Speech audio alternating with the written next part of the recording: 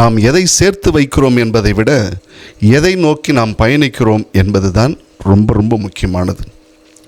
இயேசு நமக்கு முன்பே சென்று கதவை திறந்து வைத்து காத்து கொண்டிருக்கிறார். நம்முடைய வேலை அவர் சென்ற பாதையில் நாம் பயணித்து அந்த இடத்திற்கு செல்ல வேண்டும் என்பதுதான் நம்முடைய வாழ்வின் நோக்கமாக இருக்க வேண்டும். அன்புக்குரிய சகோதர சகோதரிகளே, இன்று ஆண்டவர் இயேசுவினுடைய விண்ணேற்பு பெருவிழாவை நாம் கொண்டாடி கொண்டிருக்கிறோம். ஆண்டவர் இயேசுவினுடைய உயிர்ப்புக்கு பிறகு 40 நாட்கள் கழித்து ஆண்டவர் இயேசு விண்ணகம் சென்றதை விழாவாக இன்று நாம் கொண்டாடி கொண்டிருக்கிறோம். இதை குறித்து விவிலியத்தில் லூக்கா நற்செய்தி, மார்க்கு நற்செய்தி, திருத்தூதர் பணி இவற்றிலெல்லாம் நாம் வாசிக்கிறோம். ஆண்டவர் இயேசு விண்ணகம் சென்றதையும் சீடர்கள் அவரை நோக்கி பார்த்ததையும் நாம் விழாவாக கொண்டாடி இருக்கிறோம். இயேசு நம்ம விட்டு போயிட்டாரோ, அவர் நம்மை விட்டு போயிட்டாரு, நம்ம என்ன பண்ணுறதுன்னு தெரியலையே அப்படிங்கிற ஒரு பிரிந்து சென்ற நிகழ்வு அல்ல இது. அவருடைய உடனிருப்பு வேறு ஒரு வடிவில் நம்மோடு இருக்கிறது என்பதை உணர்கிற விழா இன்று. இந்த இயேசுனுடைய விண்ணேற்பு 4 முக்கியமான விஷயங்களை மையப்படுத்தியதாக இருக்கும். ஒன்று, இயேசு மாட்சிப்படுத்தப்படுகிறார். தந்தையிடமிருந்து வந்த அவர் தந்தையின் வலப்பக்கம் போய் அமருகிற நிகழ்வு, இந்த மாட்சிப்படுத்துகிற நிகழ்வாக இந்த நிகழ்வு ஒன்று இருக்கிறது. இரண்டாவது, இயேசு விண்ணகம் சென்றது நம் எல்லோருக்குமே நம்பிக்கை வாசலை திறக்கக்கூடியதாக இருக்குது. அவர் தான் சொல்வார், நான் செல்லுகிறேன், உங்களை அங்கு அழைத்து கொள்வேன் என்று சொல்லி நாமும் அந்த இடத்திற்கு செல்கிறோம் என்கிற ஒரு நம்பிக்கை வாசலை நமக்கு திறப்பு கொடுக்கிறது. மூன்றாவதாக, நம் எல்லோருக்கும் ஆண்டவர் இயேசு விண்ணகம் செல்லும் பொழுது ஒரு பணி பொறுப்பை கொடுக்கிறார். நீங்கள் உலகெங்கும் செல்லுங்கள், நற்செய்தி அறிவியுங்கள், பறைசாற்றுங்கள், எல்லாரையும் திருமுழுக்கு கொடுத்து தந்தை மகன் தூய ஆவியாரால் திருமுழுக்கு கொடுத்து நிரப்புங்கள் என்று சொல்லி அவர் நம் ஒவ்வொருவருக்கும் ஒரு பணி பொறுப்பை ஒப்படைக்கிறார். அதோடு மட்டுமல்ல, யோவான் நற்செய்தி 16வது அதிகாரம் 7வது வசனத்தில் சொல்கிறார், நான் செல்லுகிறேன், உங்களுக்கு துணையாளரான தூய ஆவியாரை உங்களுக்கு கொடுப்பேன் என்று சொல்லி இந்த விண்ணேற்பு பெருவிழா நமக்கு 4 விஷயங்களை மையப்படுத்துகிறது. அன்பார்ந்தவர்களே, ஒரு குரு தன்னுடைய சீடர்களோடு பேசிகிட்டு இருக்கிறார். முடிச்சுட்டு அவங்கள்ட்ட எல்லாத்தையும் ட்ரைனிங்லாம் கொடுத்துட்டு குரு சொல்கிறார், நான் வேறு ஊருக்கு போகிறேன், இந்த ஊரை விட்டு போகிறேன் அப்படின்னு சொல்கிறார்.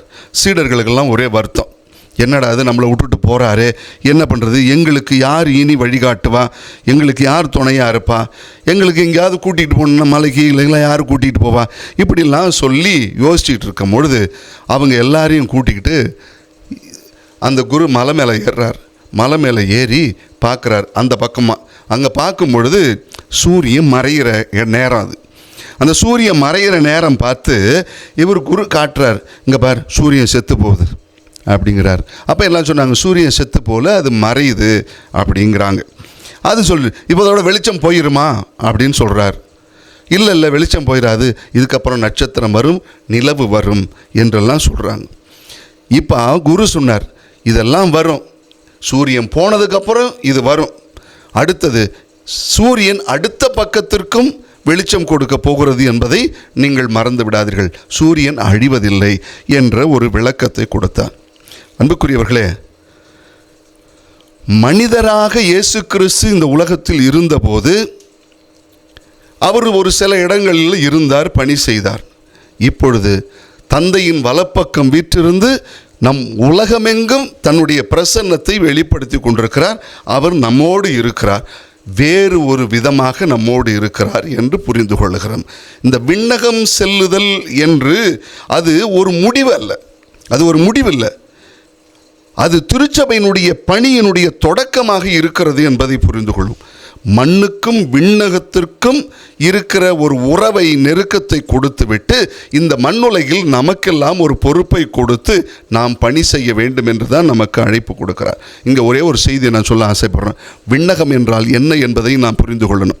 விண்ணகம் என்பது நிறைய பேர் என்ன நினச்சிக்கிறாங்க, அப்படியே மேகத்துக்கு மேலே அந்த பக்கமாக போகிறது, ஹெவன் இஸ் எபோவ் அப்படின்னு சொல்லிட்டு எங்கேயோ மேகத்துக்கு மேலே இருக்குது போல் இருக்குது அப்படின்னு சொல்லி நினச்சிக்க கூடாதான்.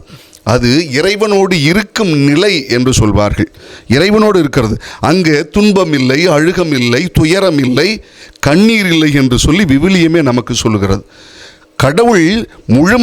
கடவுளின் முழுமையான மாட்சியில் பங்கு பெறுகிற ஒன்று, இறைவனை முகமுகமாக தரிசிக்கிற ஒரு நிலைதான் விண்ணகம் என்பது. விண்ணக வாழ்வில் ஏற்கனவே புனிதர்கள் எல்லாரும் அங்கு இருக்கிறார்கள்.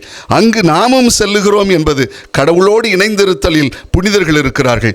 நாமும் அந்த புனிதர்களோடு சேர்ந்து வானதூதர்களோடு அந்த விண்ணக வாழ்வில் பங்கு பெற போகிறோம் என்பது. இங்கே நாம் தெரிஞ்சுக்க வேண்டியது என்ன தெரியுமா? நாம் எல்லாருமே அந்த இடத்தை நோக்கி பயணிக்கிறவர்கள் என்பதை மட்டும் மறந்துடாதீங்க. அந்த இடத்தை நோக்கி பயணிக்கிறவர்கள். அப்படி அதனால தான் சொல்லுவார் புனித சின்னப்பர், நல்லா மிக அற்புதமாக சொல்வார். என்ன தெரியுமா? இப்போ கொஞ்ச நாளைக்கு முன்னாடி இந்த குடியுரிமை சான்று அப்படின்னு ஒரு பெரிய பிரச்சனை இந்தியா நாடு முழுசும் இருந்துச்சு. நான் இந்த எனக்கு குடியுரிமை உண்டுலாம் என்னமோ ரொம்ப பேசிகிட்டு இருந்தாங்க. ஆனால் புனித சின்னப்பர் என்ன சொன்னார் தெரியுமா? நமது குடியுரிமை விண்ணகத்தில் இருக்கிறதுங்கிறார். விண்ணகத்தில் இருக்குங்கிறார்.